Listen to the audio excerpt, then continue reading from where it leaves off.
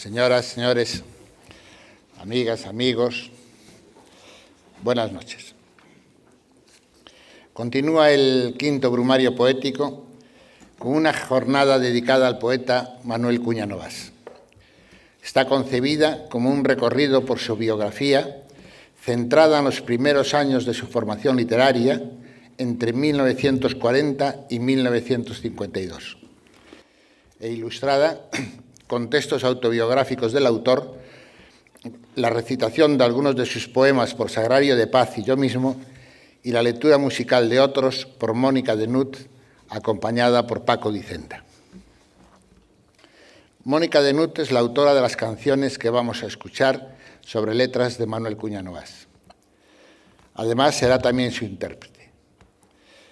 Mónica y Paco actuaron el año pasado en el marco del cuarto brumario poético en la jornada dedicada al romancero viejo.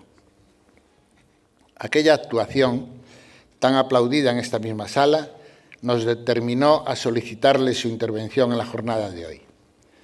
La respuesta de Mónica, aceptando musicar y cantar 5 poemas de Manuel Cuña, nos llenó de alegría, una alegría que estamos seguros ustedes compartirán hoy.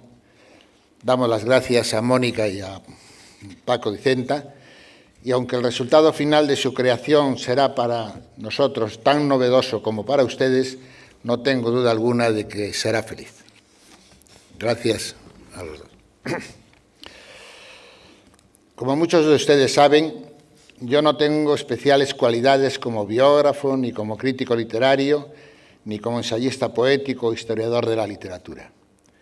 Nada de estas cosas soy y, por lo tanto, les pido disculpas de antemano por atreverme a la tarea de exponer ante ustedes los caminos plausibles que llevaron a un adolescente, Manuel Cuña, hacia la actividad poética.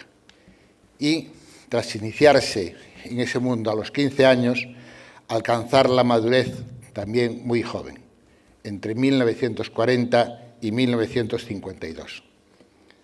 Sin embargo, 2 situaciones referidas al poeta pueden justificar, aunque no disculpar, mi osadía.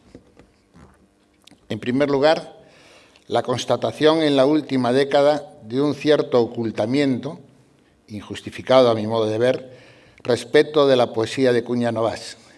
Un ocultamiento decidido en ciertos ambientes académicos y de la crítica literaria gallega. Aunque tengo mi propia opinión sobre por qué suceden estas cosas que no deberían suceder, no les distraeré con semejantes cuestiones que además son poco importantes.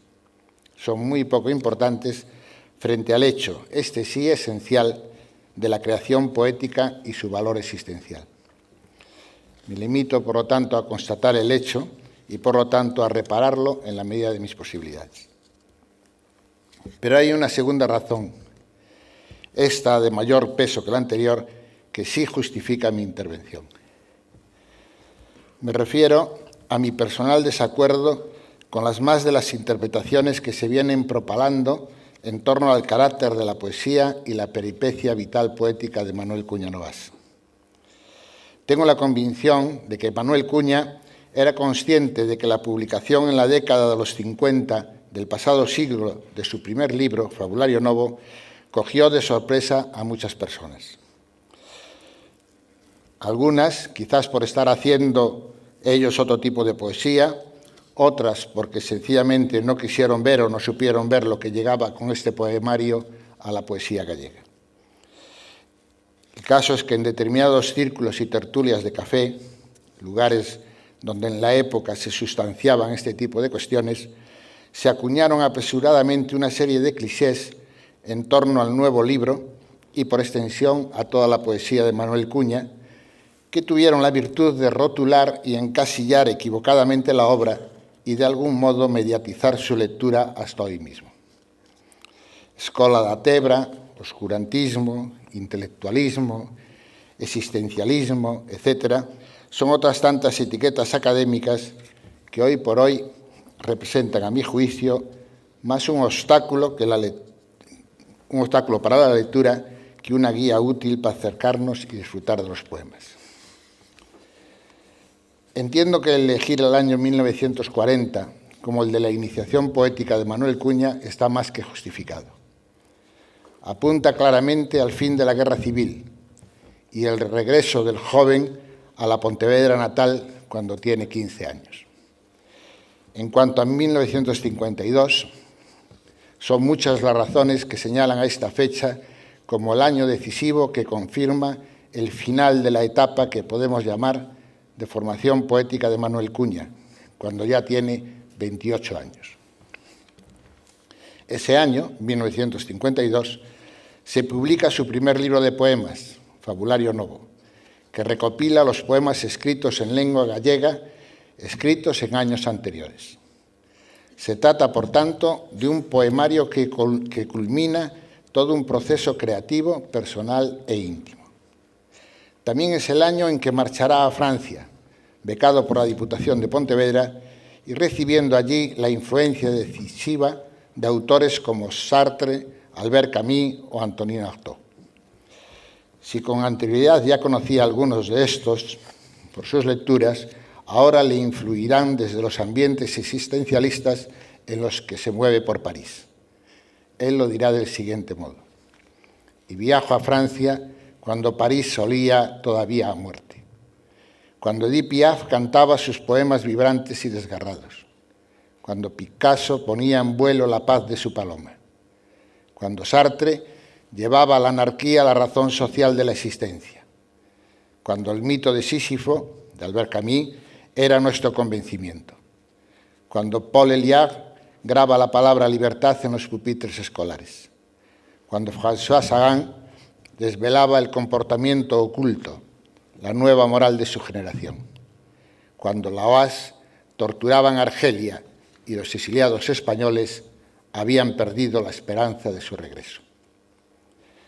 También 1952 es el año en que dejará de escribir en gallego, por razones que ignoro, aunque pueda intuirlas, para volcarse en la expresión poética en la lengua española de su adolescencia y primera juventud. Y comienza, en ese mismo año, a perfilarse el que a mi juicio será su mejor poema largo, Mar de otra luz, e inicia otros proyectos ya en plena madurez poética que titula sucesivamente Baladas a Nicole Admiral, una muchacha francesa que se suicidó ese mismo año de 1952, Tiempo de pasión, Los trabajos y los días, etc. Ninguno de estos libros lo acabará. Por estas razones, y algunas más, considero 1952 el año fundamental en la culminación poética del primer Manuel Cuña Novas y al que se va a referir esta charla, esta presentación. Decía antes que me sentía legitimado para acometer esta empresa, y así lo considero, porque en lo que respecta a la psicología poética de Manuel Cuña reconozco como familiares la atmósfera vital en que fueron escritos los poemas, el olor de la mesa sobre la que se escribieron, los gestos en los que maduraron y con relativa frecuencia las reflexiones, dudas, nostalgias, estrofas inconclusas, inspiraciones exaltadas, renuncias, versos tachados, una y otra vez rehechos y sobre todo recuerdos. Recuerdos tanto de esos momentos de creación como de los dos largos silencios que interrumpen su actividad literaria. El primero, a lo largo de la década de los 60 y hasta 1975 o 1976.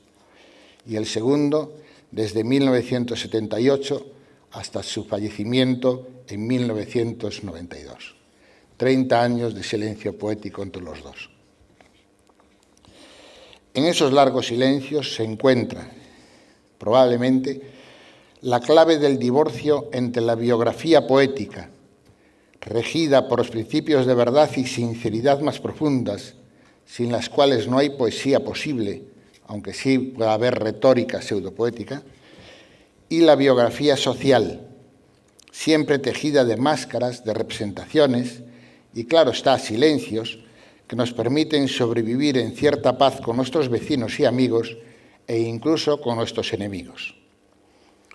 Esto es particularmente evidente en tiempos de dictadura y en particular bajo la feroz dictadura franquista que le va a robar la adolescencia y la juventud a Manuel Cuña. Dedicará muchos esfuerzos a rescatar ese expolio espiritual y para darse cuenta de ello basta leer los títulos de sus poemas. Madrigal adolescente, Tú, Ira de 20 años, Juventud al ardiente, Menor amigo, etcétera, etcétera, etcétera. A mi juicio, el primero de esos dilatados silencios en la producción poética, que como decía van desde principios de los 60 hasta el 75, en que Franco muere, tiene que ver con el pudor, así le llamará él, pudor, que retiene a Manuel Cuña para convertir en materia poética los acontecimientos más cotidianos de la injusticia social y la cuestión política, al modo que lo van a hacer gran número de sus compañeros de generación poética, a los que por otra parte él admira y quiere: Blas de Otero, Celaya, Celso Emilio Ferreira, pero también Paul Eluard, Benjamin Perret, etc. El segundo silencio es mucho más dramático. Manuel Cuña expresará su sentido en el último poema que escribió. Se titulaba Revelación de última hora y fue leído en 1978 en Granada durante un homenaje a García Lorca, el primero de la recién estrenada democracia. Ninguno de los presentes en aquel acto apreció la brutal sinceridad de este poema, en el que constata cómo la libertad ofrecida desde la operación política de la transición y la reforma institucional, que no ruptura con el franquismo, nada tenía que ver, e incluso la contradecía, con la libertad anhelada, y mucho menos con el fruto, como él decía, mortal y prohibido que fue nuestro en la clandestinidad durante 40 años y que ahora, en vez de destinarse a reparar el crimen de Lorca, lo celebraba suntuariamente recluyéndolo en una memoria inútil, en una memoria para nada. Pero esto será tema para otro plumario.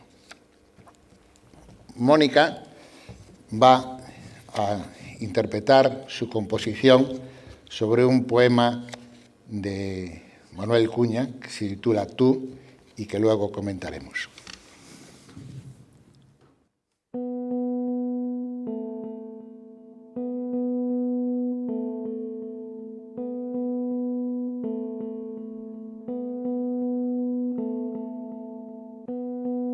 Así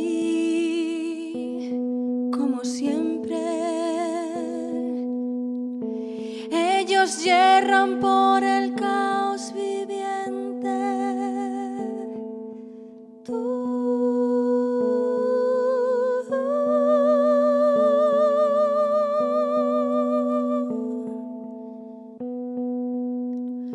le darás la demencia hecha rayos de luz.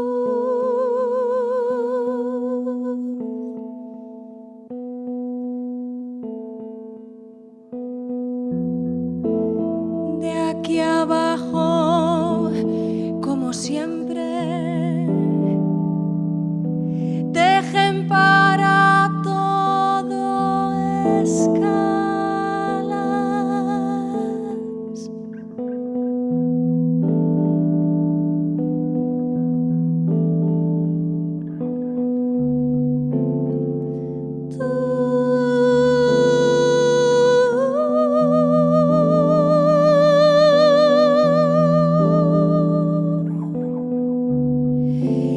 Resistiré sangrando más alto con tu luz.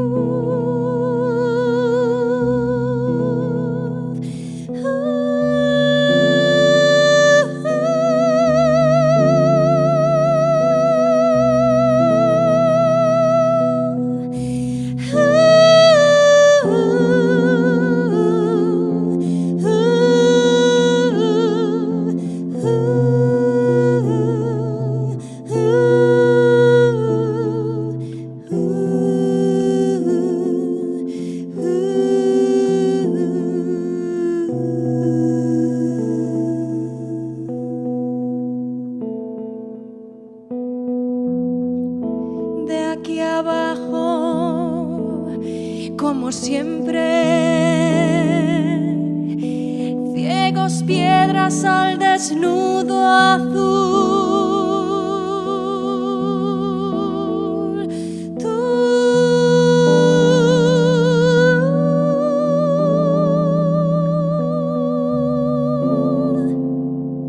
Soñarás para ellos libres alas de luz.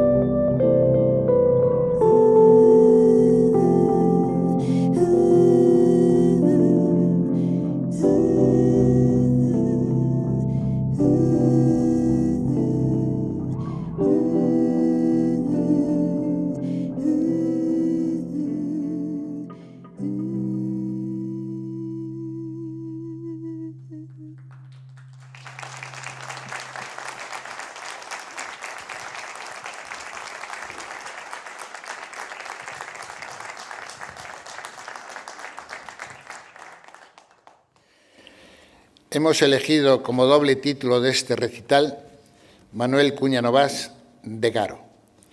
Y también, recordando el famoso verso de Hölderlin, el nacimiento de un poeta en tiempos de miseria. Saben ustedes de sobra a qué tiempos de miseria nos referimos. Estamos hablando de la posguerra española, la década de los 40.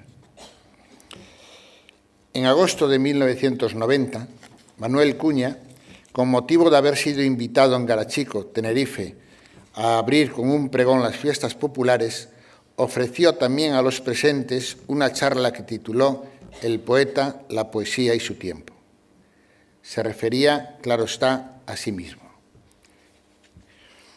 Fragmentos de esa charla nos servirán de guía, por más que nadie en esta sala ignore, yo tampoco, que el género literario autobiográfico, por más sincero y veraz que sea en la intención, resulta siempre un ejercicio literario ambiguo.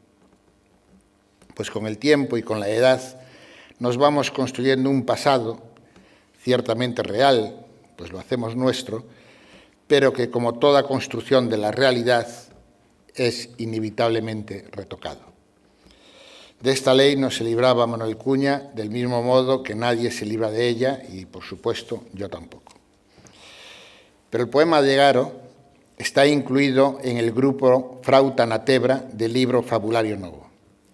Fue escrito 2 años antes, en 1950, cuando el poeta tenía 26 años. De Garo es el término gallego que expresa el abrirse del erizo de la castaña para que ésta, un corazón hecho semilla, caiga al suelo en pura sazón y germine. En el poema es el ser humano, personificado en el poeta y en la serie verbal de infinitivos e imperativos que vertebran esta poesía, quien, como la castaña, ha de abrirse al mundo, caer y germinar en pleno naufragio, a la intemperie, bajo ese granizo de estrellas, bajo la noche que amenaza el desamparo que se cita en el poema. Ha de ser, el hombre, el poeta, ha de ser y afirmarse frente a todo y contra todo, surgir, rugir, alzarse. No hay en este poema, como veremos, desesperanza alguna, y mucho menos un ambiente de gótica tenebrosidad. Sí hay, en cambio, un desafío que pueden ustedes imaginarse a quién va dirigido. ¿A qué alude ese todo de la primera estrofa contra el que el poeta llama a enfrentarse, o esa nada de la segunda estrofa? De Garo. Sobor de todo, ser.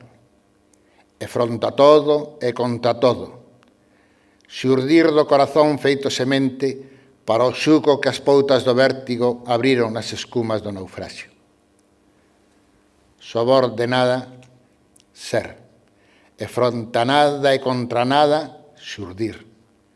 Xurdir ergueito da xerfa dos legaros para unha estela de odio, amor e ira distendida até o ceo.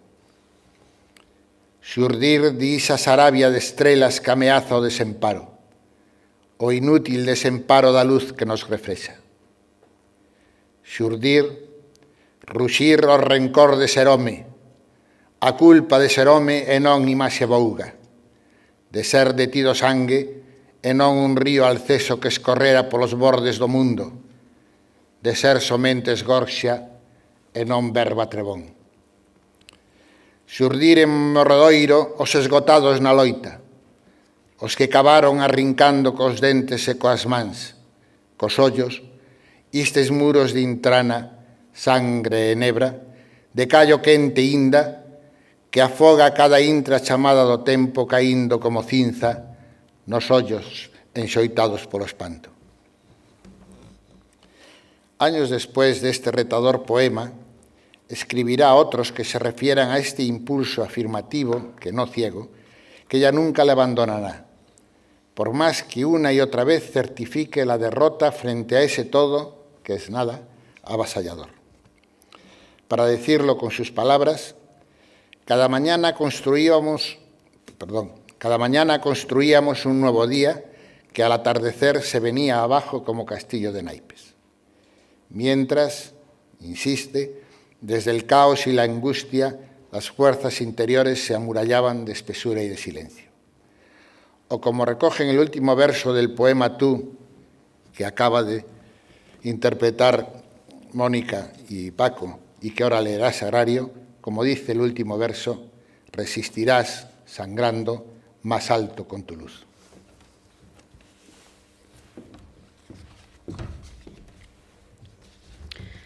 Tú. Así, como siempre, ellos yerran por el caos viviente. Tú le darás la demencia hecha ramos de luz. De aquí abajo, como siempre, tejen para todo escalas.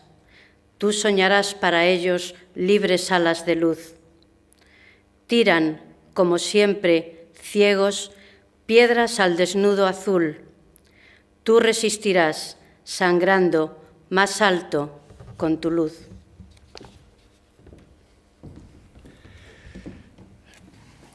Mónica y Paco van a interpretar su composición como Deita o Tempo. He de hacer unha pequeña corrección. Como Deita Tempo e Esquécete das cousas es composición de Paco. El resto son composiciones mías. Nos hemos repartido el trabajo.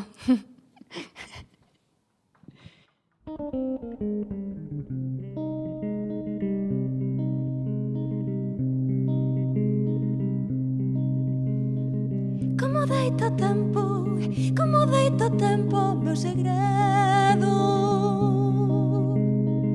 Como deito tempo, meu segredo. O tempo para sempre do mañán, para sempre tempo, para sempre do mañán, para sempre tempo. Feito de onte eterno, feito de onte eterno.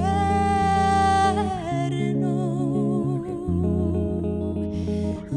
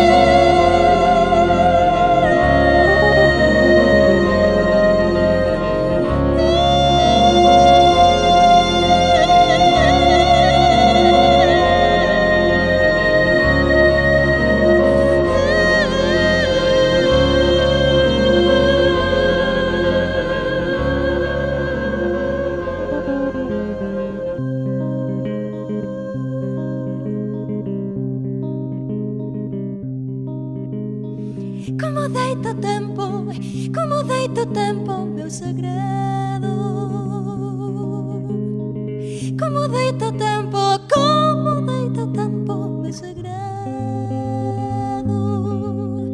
O tempo para sempre do mañán, para sempre o tempo, para sempre do mañán, para sempre tempo.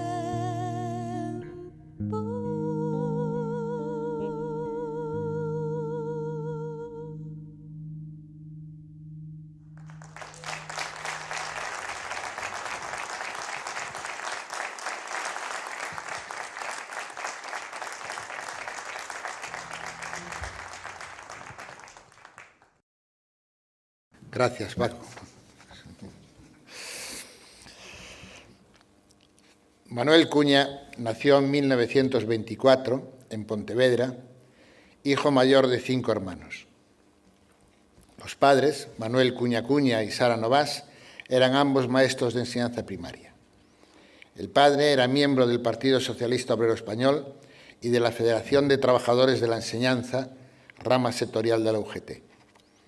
Su militancia socialista y humanista fue intensa, según consta documentalmente en varios de los lugares en los que ejerció como maestro. Estando destinado en Bouzas, elaboró un manifiesto antimilitarista y en favor de la paz que circuló ampliamente en los medios socialistas y sindicales locales.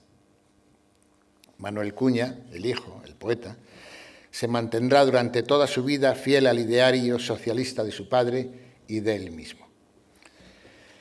Mientras sus padres iban siendo destinados a distintas escuelas, el niño Manuel crecía con sus hermanos en Pontevedra, amparado por la familia paterna pontevedresa, a cuyos miembros guardará siempre un entrañable recuerdo y extraordinario cariño. Varios de los Cuñas trabajaban en la Renfe y cuando lleguen los tiempos difíciles de la primera juventud, en plena posguerra, además de favorecerlo con su afecto, le buscarán trabajo como descargador de bultos en las dársenas de la estación de ferrocarril de esta ciudad. Al poco de llegar a la República, sus padres fueron destinados como maestros a Ciudad Real, llevándose con ellos a los 5 hijos. Cuando Manuel, el hijo mayor, cumple 10 años, en 1934, ingresa en el Instituto de Segunda Enseñanza de Ciudad Real. Al estallar la guerra, Manuel tiene entonces 12 años y al término de la guerra cumplirá 15 el mismo mes que las tropas franquistas entraron en Ciudad Real, que hasta ese momento había sido nombrada, bautizada por los republicanos como Ciudad Libre. Al sufrimiento de la guerra siguió el horror de la represión franquista. Algunos miles de personas que en la provincia manchega habían resistido a los ejércitos nacionales y sostenido la República hasta el último momento, lograron escapar hacia las costas de Levante mientras eran ametrallados por la aviación del ejército victorioso. Entre ellas iba el padre de Manuel, cuyo asesinato era más que probable de quedarse en Ciudad Real. Una vez en Alicante logró embarcarse y llegar a las costas africanas. Las autoridades francesas que los recibieron enseguida lo encerraron en condiciones infamantes con otros cientos de españoles en un campo de concentración en Orán. Pasado un año, logrará salir de allí hacia el exilio en América, asentándose en Panamá, donde falleció en 1974, sin poder ni querer regresar nunca a España. Mientras tanto, el adolescente Manuel Cuña veía entrar en Ciudad Real a sus 15 años las tropas victoriosas. Manuel Cuña lo describirá de este modo. Estamos el último día de la guerra civil. Mi amigo Mozuma y yo habíamos asaltado un cuartel ya vacío en el que abandonaran cantimploras, cartucheras, almohadas y algún fusil Mauser que escondimos en una cueva a 2 o 3 kilómetros de la ciudad. Eran las 4 de la tarde y empezaban a entrar por la carretera del sur las tropas enemigas. Cargamos los fusiles y disparamos al aire. Este fue nuestro final de la guerra. Con aquellos disparos, aislados e inocentes, enterrábamos nuestra adolescencia beligerante. Allá se iban, estallando sin saberlo, dos disparos que cerraban una etapa de nuestra sensibilidad respecto al mundo circundante. La guerra nos había madurado prematuramente, escamoteado una infancia prohibida, cuya carencia marcaría los siguientes pasos de una vida estigmatizada por el temor y la furia contenida de un pensamiento clandestino. Desde entonces, las palabras pueblo, amor, confianza, libertad, justicia, república, igualdad, tomaban otros significados, o suponían persecución o larvada esperanza. Cuando las encontramos de nuevo como promesas, a nuestra edad adulta y en otras favorables circunstancias, ya no tenían la carga de inocencia y verdad que les habíamos adjudicado.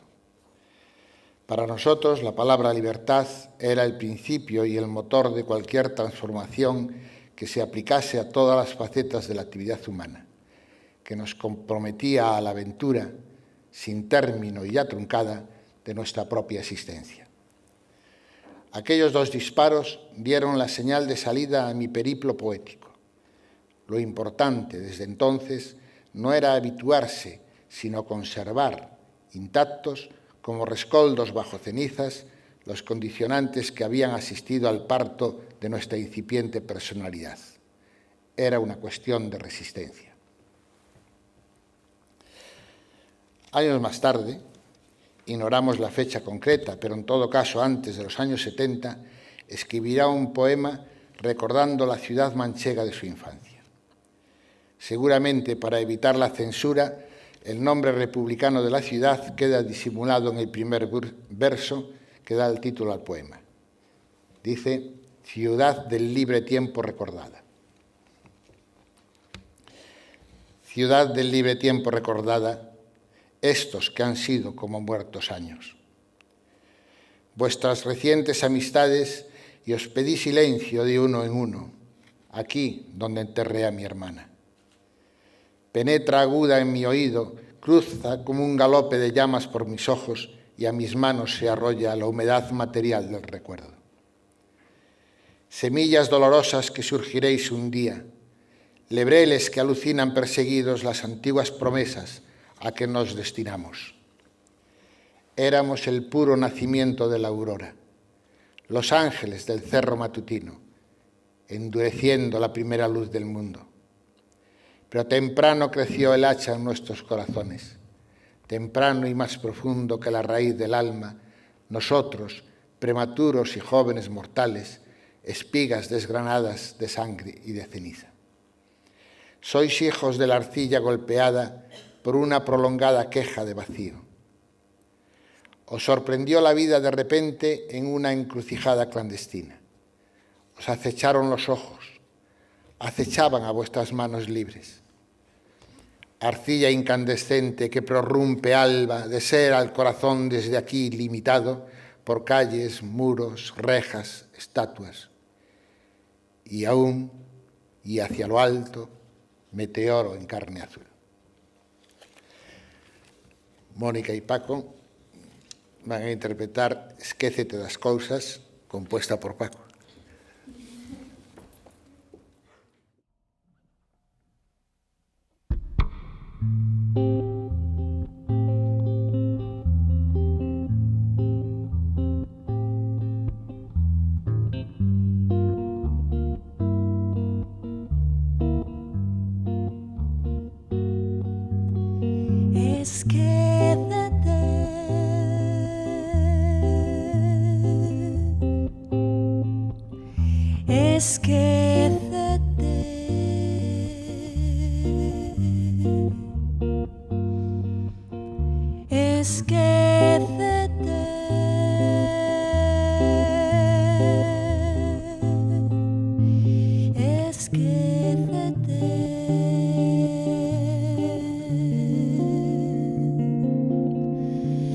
Das cousas de mañá.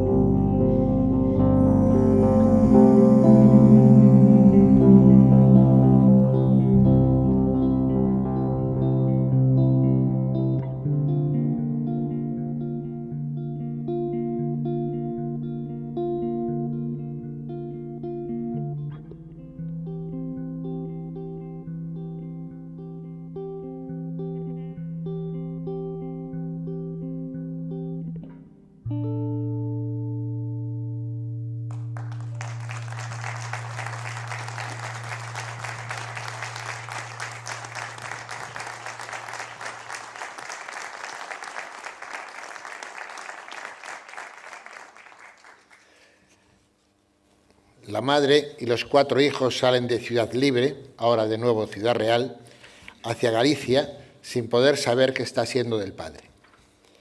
El regreso en tren dura varios días. Escribirá Manuel Cuña años más tarde.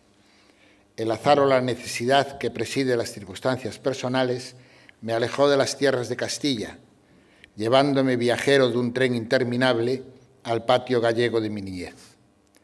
Quebrándose de este modo los vínculos angélicos de mi adolescencia, atravesando tierra y aire de un tiempo libre al túnel de una sociedad amordazada. Los amordazados serán desde ahora y durante décadas los llamados rojos, los vencidos e hijos de vencidos.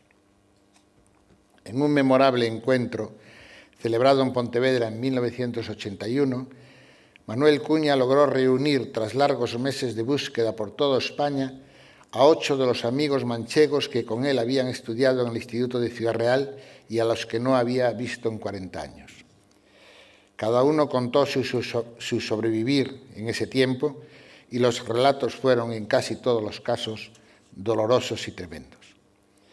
Manuel dedicó a cada uno de ellos unas frases, unos versos de bienvenida que dicen mejor que todo cómo la conciencia de la pérdida sufrida en 1939 se mantuvo viva, siquiera poéticamente, en las 4 décadas siguientes.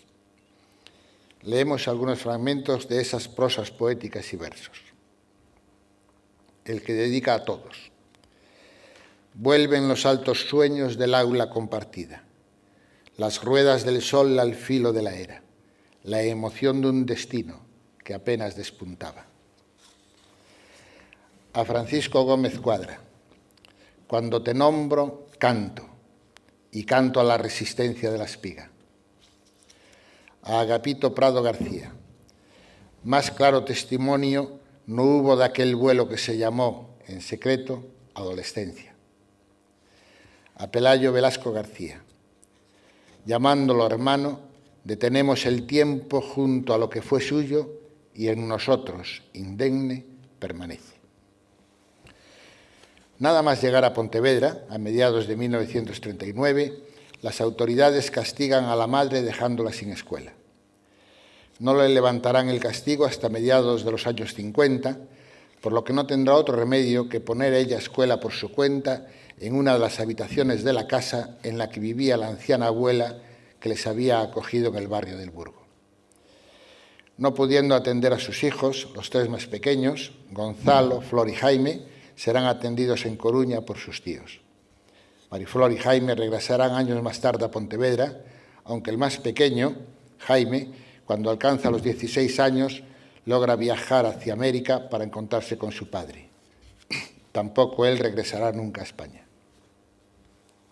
En cuanto a Manuel, en octubre de 1939 se matricula en el Instituto de Enseñanza Media de Pontevedra, pero solo lo admitieron a condición de ingresar en 3º de bachillerato y no en 5º como le correspondía, pues le anularon los 2 cursos 1937-1938 y 1938-1939 cursados en Ciudad Real durante la guerra, con la excusa de no haber incluido entre sus asignaturas la religión católica. Permanecerá en el instituto desde 1939 hasta 1947. Si bien deberá abandonar totalmente los estudios durante 2 años, los cursos 43 y 45, y parcialmente los cursos del 44 y 46. Acabar el último curso de bachillerato le ocupará, por tanto, 2 años, hasta 1947. La reválida que daba el título de bachiller todavía tardará bastantes años más en realizarla en Santiago. Perdonen que me haya detenido, quizás excesivamente, en estos años escolares, pero fue en este periodo de la inmediata posguerra, o mejor dicho, de los primeros años triunfales de la victoria, como él los llamaba, entre 1939 y 1945, que irá haciéndose el poeta Manuel Cuña. Pues es en 1943 cuando aparecen los primeros balbuceos poéticos y literarios y también los primeros poemas publicados en periódicos y revistas locales. En lo estrictamente biográfico es un tiempo dramático. Le han robado la infancia y ahora humillarán su adolescencia. Tiempo después, Manuel Cuña se referirá a estos años de este modo. Vuelven a mí, mientras escribo y digo estas líneas para ustedes, no como una simple evocación, sino como materia efervescente de lo que llamamos condición humana, acontecimientos, emociones y experiencias inscritas en un ambiente provinciano y mezquino, dedicado a la ruleta de la denuncia, mientras expulsaba de mí mismo todo cuanto pudiera dañar los núcleos desnudos de mi propia actitud, entregado plenamente al esfuerzo moral que comporta la creación de toda personalidad. Desde el caos y la angustia, las fuerzas interiores se amurallaban de espera y de silencio. Y fue la poesía, entonces, como una toma de conciencia, como una manera de permanecer en el mundo, desafiando ante los demás nuestro distanciamiento del cotidiano vivir. Poema Desaliento. Está escrito entre 1900 y 1970, no sabemos en qué fecha en concreto, porque no tenía por costumbre fechar los poemas, sobre todo a partir de 1952.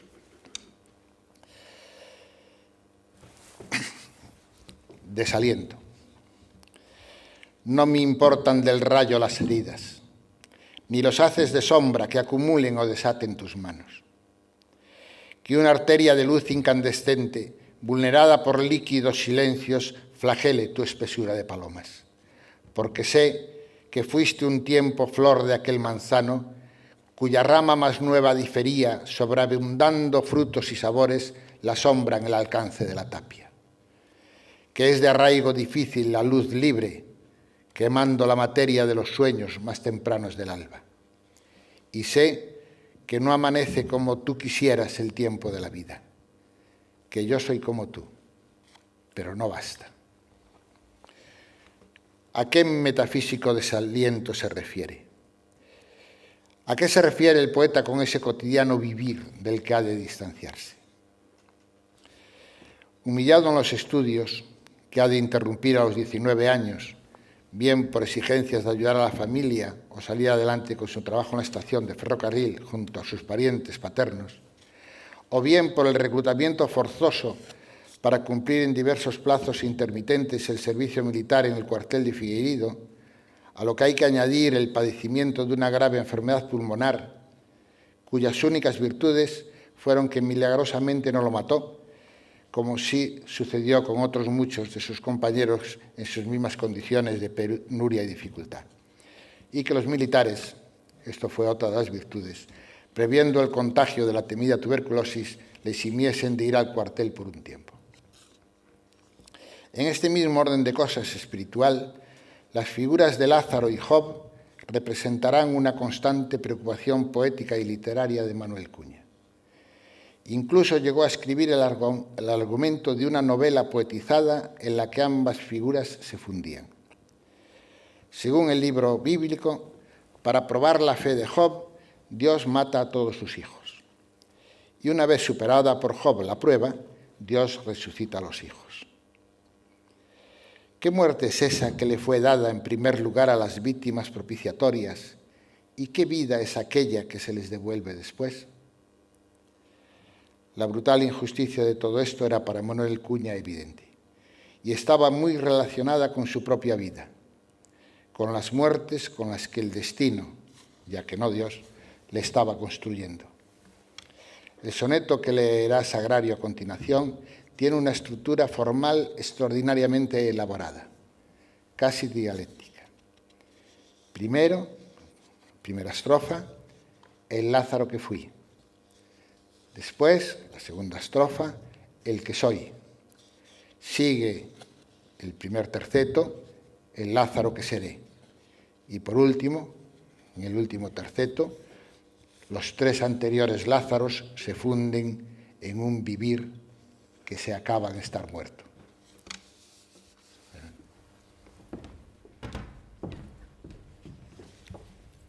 Lázaro fui. Lázaro fui, oscura llama hundida, llevada por tu mano a la esperanza, milagro de un destino que se lanza a prolongar el vuelo de su vida.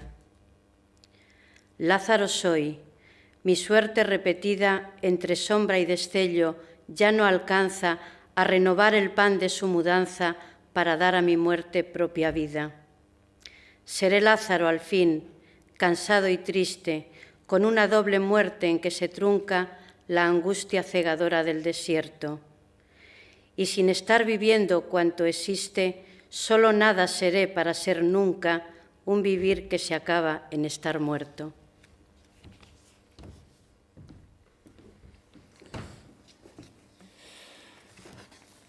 Mónica y Paco interpretarán Madrigal adolescente, que también comentaremos, composición de Mónica.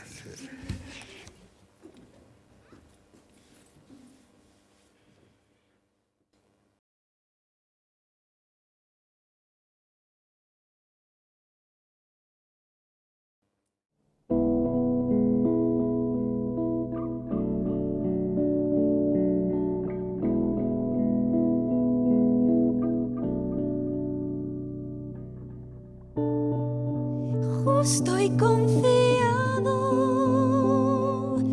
Tú, por tu sueño y por tu alma, te ataron injustamente.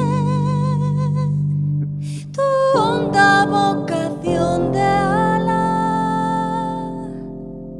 El mundo no tiene puertas y en el mundo era tu casa. Cárcel hicieron contigo. Del mundo una fruta amarga. Del mundo una fruta amarga.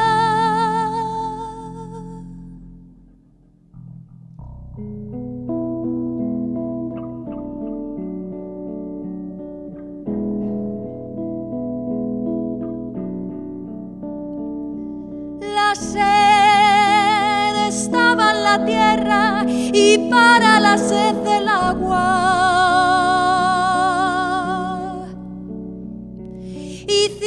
hicieron del agua sed y de la sed la gota falsa y de la sed la gota falsa. Acción aún no todavía. Cuando toda la acción espanta para ser rebelde tú, con un silencio ya te basta. Con un silencio ya te basta.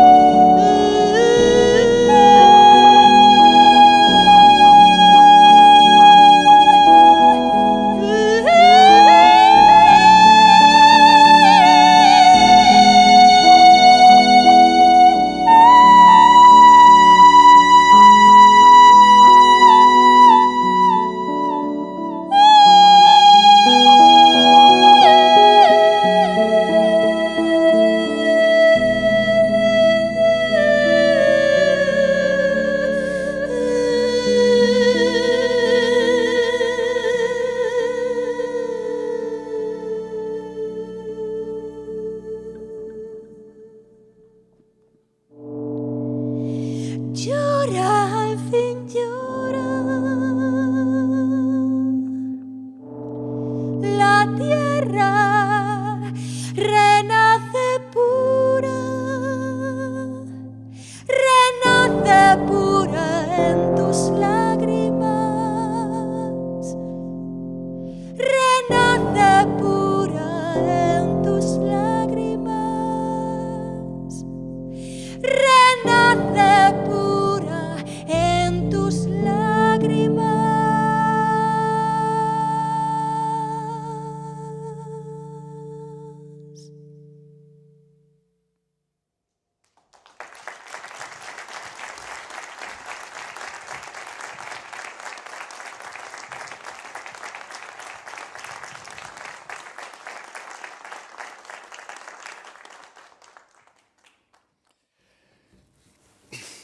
En este mar de males, una isla. Conoce a Josefina Casasbellas y tiene 2 hijos. Jorge, que nace en 1945, y Miguel, que viene al mundo un año más tarde. Manuel Cuña tiene en esas horas 21 y 22 años, respectivamente, y tras de sí una obra poética significativa, por más que en su mayor parte teñida de un lirismo juvenil del que tendrá que desprenderse muy pronto para alcanzar la condición de poeta que se intuye.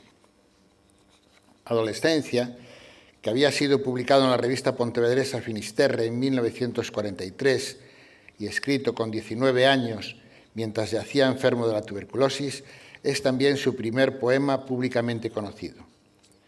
Por supuesto, es mayor su importancia sentimental que la poética.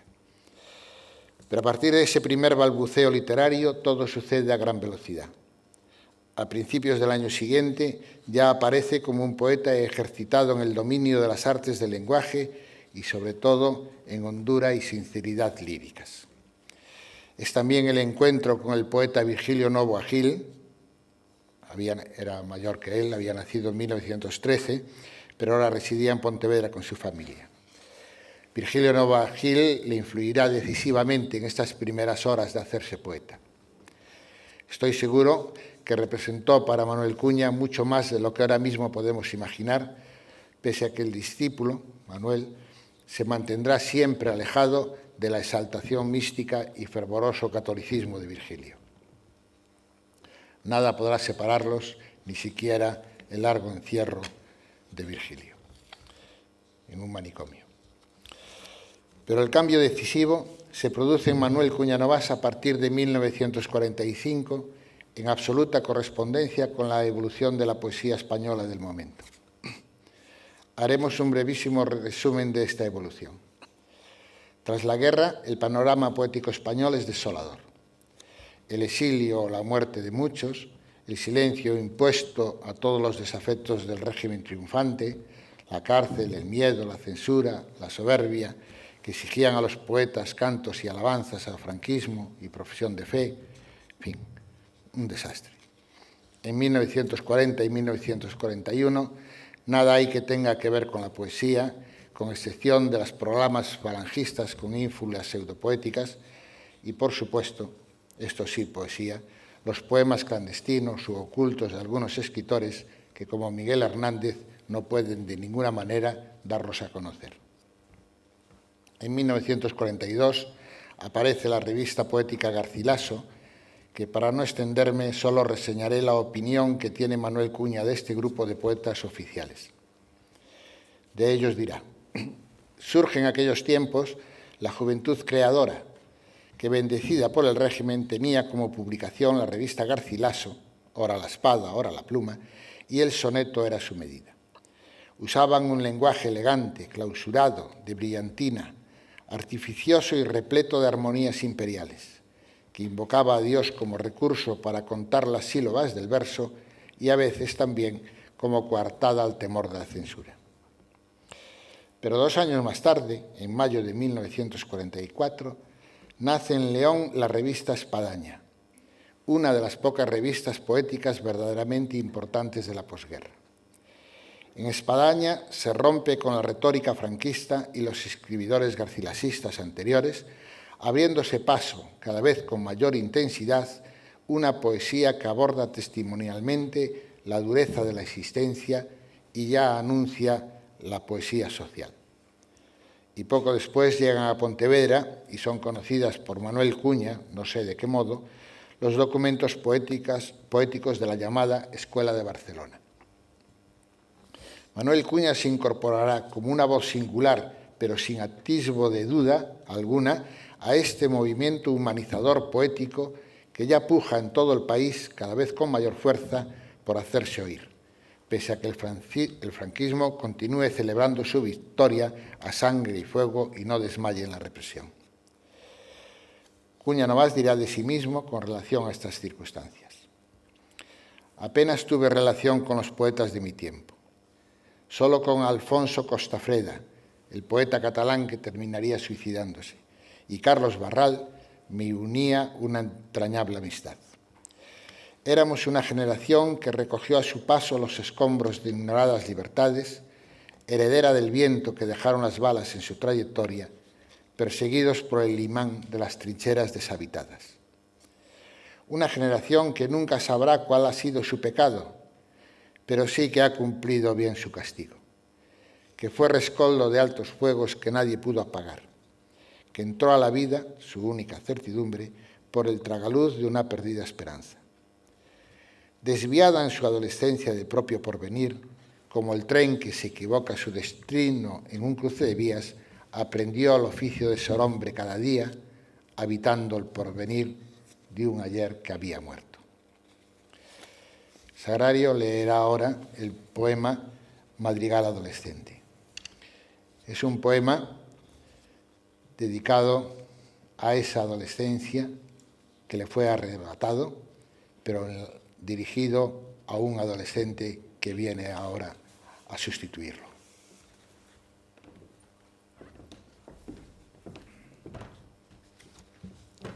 Madrigal adolescente. Justo y confiado tú, por tu sueño y por tu alma. Te ataron injustamente tu vocación, tu honda vocación de ala. El mundo no tiene puertas y en el mundo era tu casa. Cárcel hicieron contigo y del mundo fruta amarga. La sed estaba en la tierra y para la sed el agua. Hicieron del agua sed y de la sed gota falsa. Acción aún no todavía, cuando toda acción espanta. Para ser rebelde tú, con un silencio te basta. Llora al fin, llora. La tierra renace pura en tus lágrimas.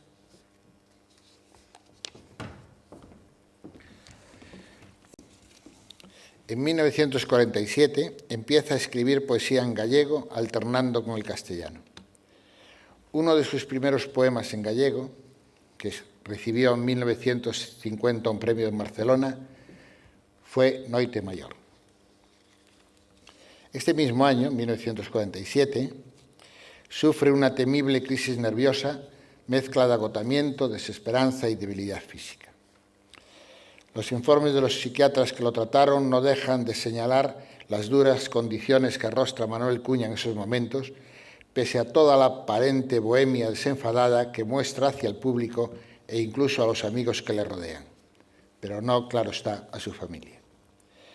Sin empleo fijo, entre estudios y trabajos ocasionales, algunos periodísticos, pero con 2 hijos pequeños que han de vivir en Vigo con los abuelos, mientras él, todavía bajo la estima de Rojo, busca trabajo desesperadamente, el cumplimiento de la mili a trancas y barrancas, subiendo enfermo en bicicleta a la cuesta de Figueiredo, el avance de la tisis, la inquietud poética que pugna por alcanzar el psiquismo más profundo, todo esto estalla en una crisis nerviosa que todavía agrava más la situación.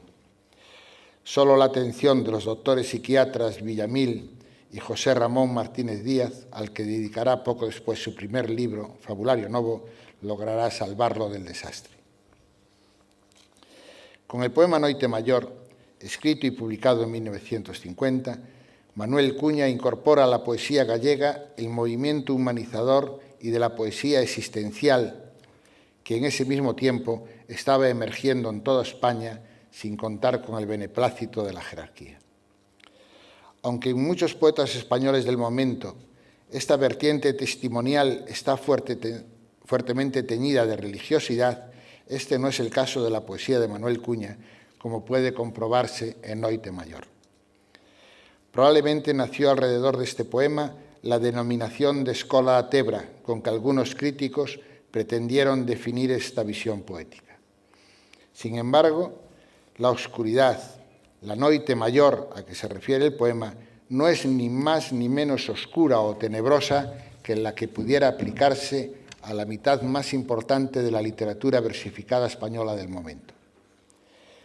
La poesía existencial que en ese momento se hacía en España, al igual que lo hace Manuel Cuña en este poema, expresa, como dice el estudioso Ruiz Soriano, con tono desgarrador la realidad histórica e individual vivida. Sintieron en sus propias carnes la guerra, se vieron frente a ella, frente a la muerte, frente a su propia angustia y tuvieron que volver sus ojos hacia adentro. Unos hacia Dios, otros sencillamente hacia sí mismos, hacia su propia tragedia y exilio interior. Tal es el caso de Manuel Cuña, teñido de un cierto panteísmo galaico. Noite Maior.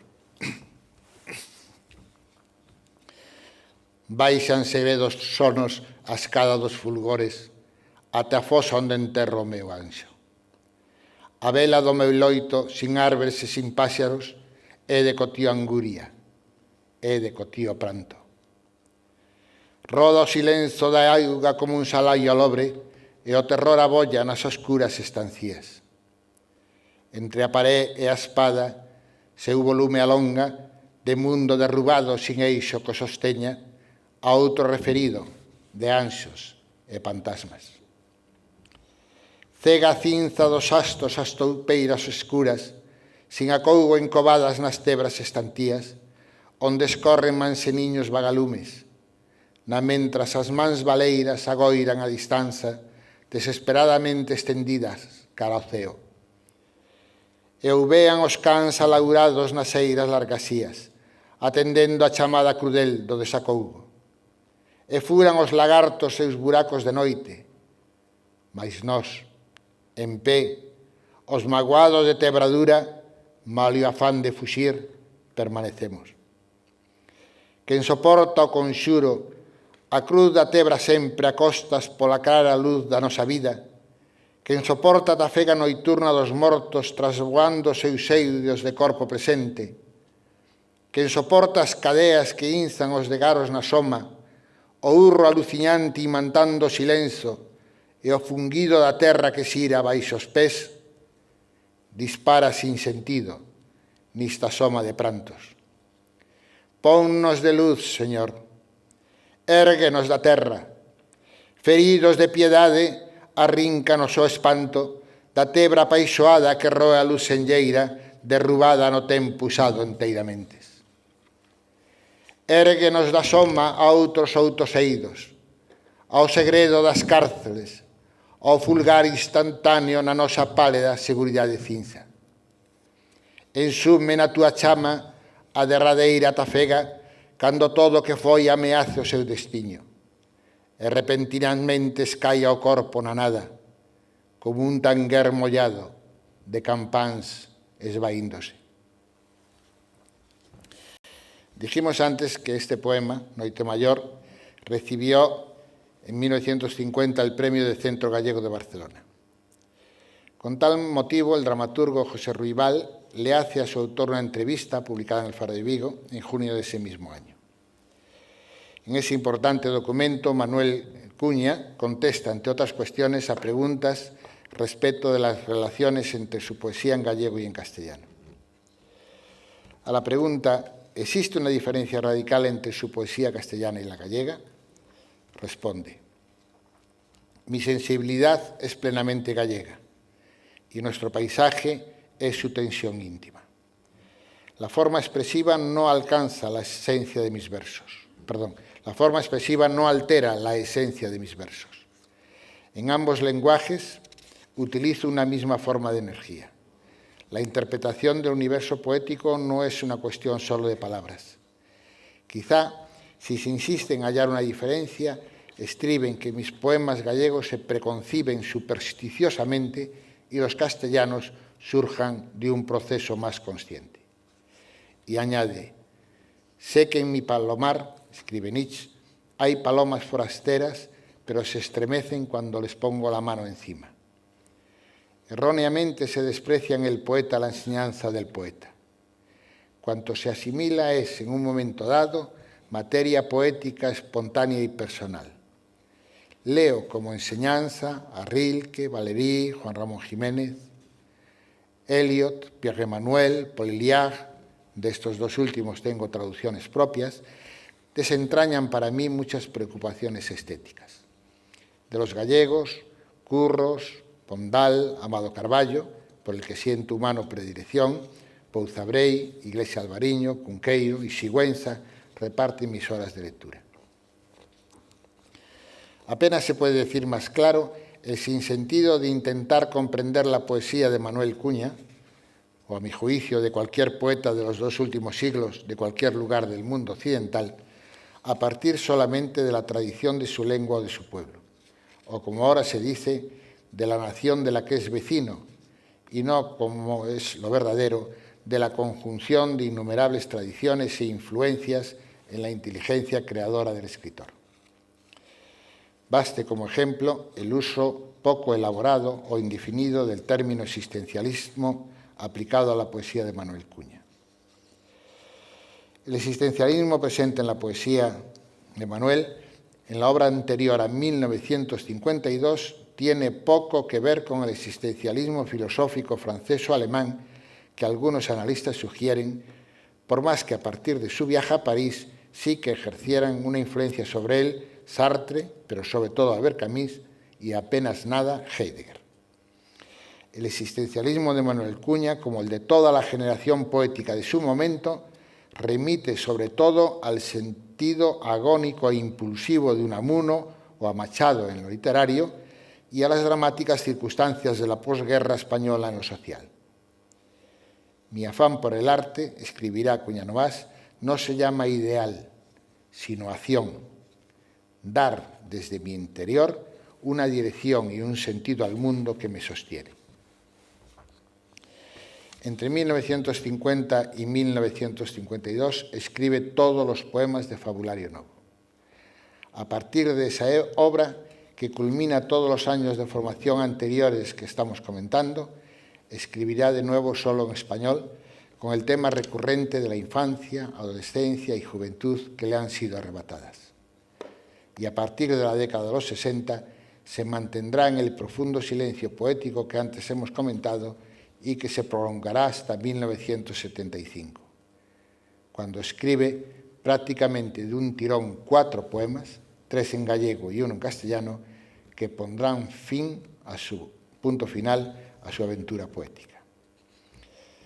De aquel da un sentido al mundo que nos sostiene, al que hacíamos antes referencia, propio de la poesía testimonial, metafísica y dolorida de las primeras rebeldías del franquismo, que Manuel Cuña compartía con tantos otros, como Blas de Otero, Hidalgo o Costa Freda, derivará en muchos de ellos hacia la poesía social y objetiva con función política precisa. Ese paso no lo dará Manuel Cuña más que tímidamente, como ocurre en el poema Suceso referido a un accidente laboral, en realidad, con esa visión totalizadora tan del aprecio de él a cualquier accidente mortal en el trabajo. Sagrario leerá este poema Suceso.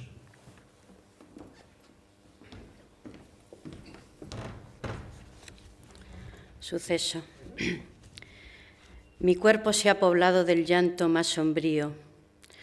Todo el dolor del mundo se apoya en esta almohada, la explosión de una mina, el grito del andamio, la helada mordedura del metal y la fiebre, las grietas de la piel, la carne viva del vidrio y de los altos hornos. Empapa la sangre sus cabellos, coagula su alboroto de ramas impacientes y siento mi sangre agrupada en la nuca. Estalla entre sus labios un volcán de silencio y mis labios se cierran como un fruto delirante. Sus heridas abiertas han manado la sangre de todas mis heridas. Aquí, sobre este cuarto, flota un denso escalofrío, flota el dolor prematuro de los relojes parados, flotan las espirales de una angustia repetida. Aquí, sobre este cuerpo, cae, circula mi llanto. Sus ojos apagados, raíces de tiniebla, me arrastran a los vértigos, al saludo decisivo, a una muerte cualquiera que ha estallado en su cuerpo, que ha soltado sus manos a edificar el grito, el horror de la súplica en el último instante. El suceso se repite como un anuncio desesperado. Todos los labios callan por estos labios y toda la luz sangra por la tiniebla de estos ojos. Cae sobre la tierra su corazón, su garra silenciosa, y se queda su cuerpo aquí, junto a mi cuerpo, como una piedra madura, como un nido abandonado.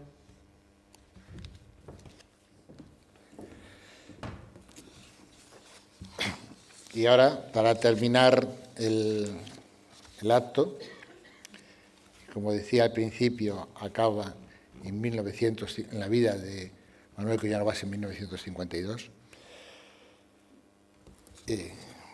Mónica y Paco cantarán Mapoulada. En Fabulario Novo, ese poemario que elegimos como punto final de este itinerario de la biografía adolescente de Manuel Cuña, en Fabulario se conserva, en casi más de un tercio del libro, una vertiente lírica gallega, que es de una belleza, digamos, sutilísima, que muchos autores consideran que se enraiza con la tradición popular galaica, pero también con la poesía de Rafael Alberti.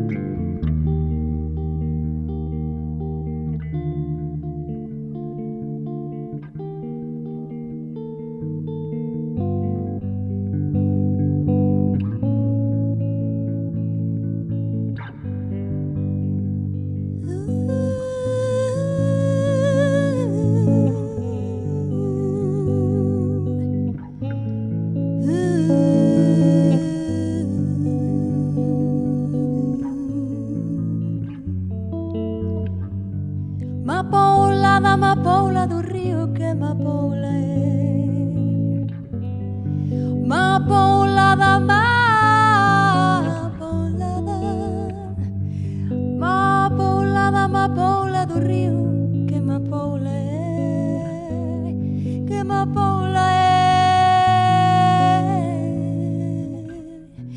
Quen alecenda as escumas do frío muñeira é, quen marmura na lingua do río la bandeira é, quen marmura na lingua do río, quen pendura seu sono un fío tecedeira é, tecedeira é, tecedeira é.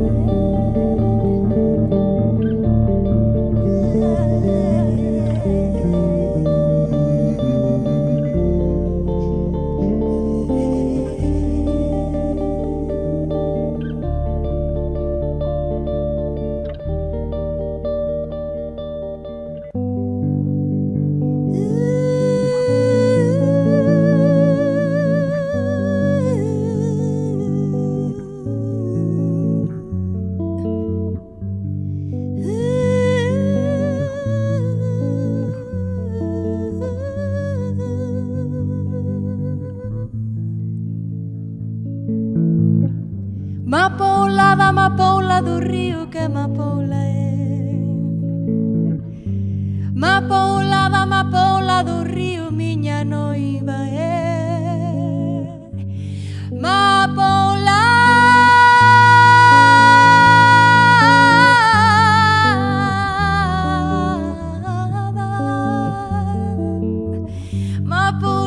Amapola do río, que amapola é.